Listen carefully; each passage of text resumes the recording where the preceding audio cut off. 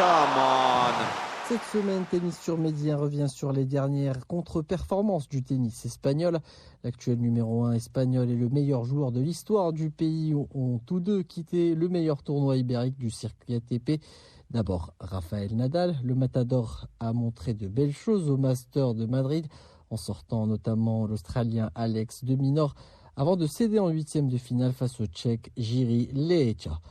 Abdrahim Moundir, ancien capitaine du Maroc en Coupe Davis. Comment parler de ce tournoi 2024 sans rendre un grand hommage à Rafael Nadal, parce que le tournoi lui a rendu un grand hommage. D'abord, il fait un grand tournoi par rapport à Barcelone, parce que là, il joue un premier tour contre une wildcard, donc c'est un match très facile. Derrière, il joue quand même de Minaur pour une revanche, et il bat parce que de Minaur l'avait battu à Barcelone sur un score sans appel, et là, il revient, tout le monde se disait, ça va être difficile pour Nadal, ben Nadal, c'est Nadal. Donc, il revient, il gagne en 2-7 contre de Minaur.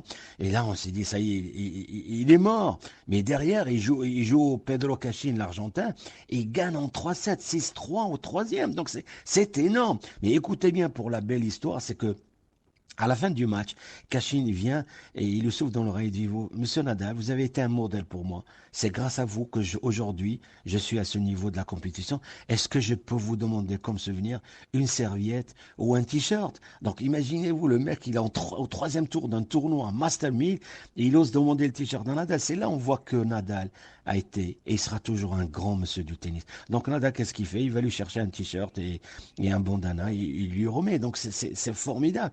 Et derrière, bien sûr, il perd difficilement, il perd 7-5, 6-4 contre Leheča. Leheča, c'est pas quelqu'un de très facile à jouer. Donc 7-5, 6-4, il part la tête haute.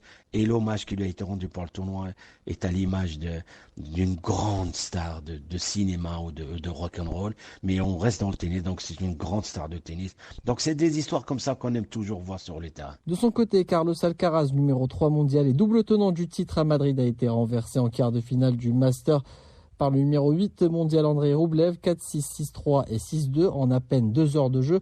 Un coup dur pour celui qui veut marquer les esprits à Roland-Garros. Alcaraz qui revient de blessure, tout le monde l'attendait, il fait de très bons matchs, il fait deux tours très très bien, et derrière il tombe contre Rublev qui était très très malade avant d'arriver sur le tournoi. Alors quand je dis malade, c'est au niveau des résultats, il n'arrivait pas à bien jouer, il a perdu à Monte-Carlo, il a perdu partout et assez sèchement, et là il revient, il fait un grand tournoi, il gagne en 3-7, donc c'était un match très difficile.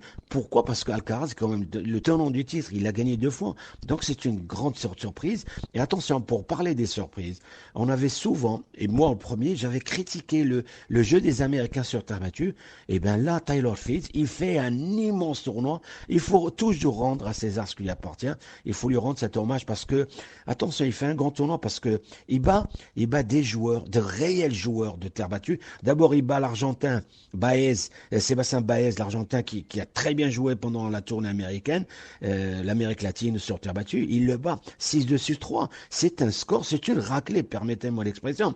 Et derrière, et hier, il gagne en 4-7 pour passer en demi-finale. Il bat quand même un joueur très très fort de la terre battue, l'Argentin Cerundolo, sur un score de 3-7, 6-1.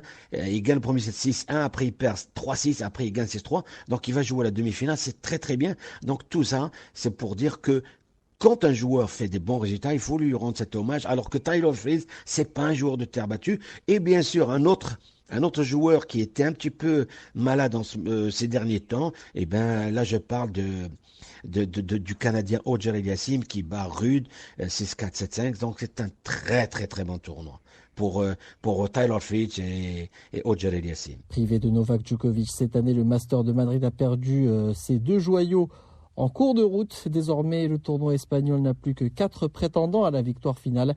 L'Américain Taylor Fritz va défier le Russe Andrei Rublev, alors que Félix Auger-Aliassime sera opposé à Jiří Leheča. 2 affiches comptant pour les demi-finales à suivre aujourd'hui. Come on.